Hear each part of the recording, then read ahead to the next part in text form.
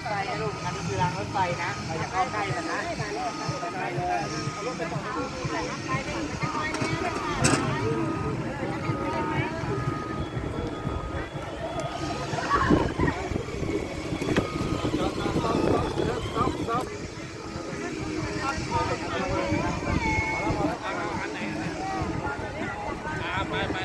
อันไหนน้องขี่ได้ด้วยไอริน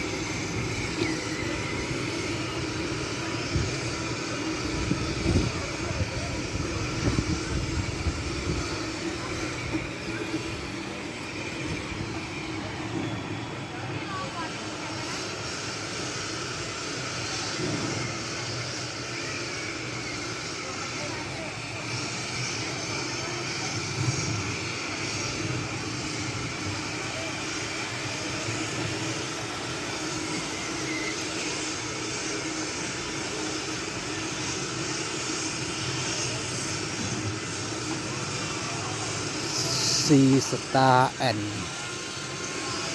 ฟอเรสต์รีสอร์ท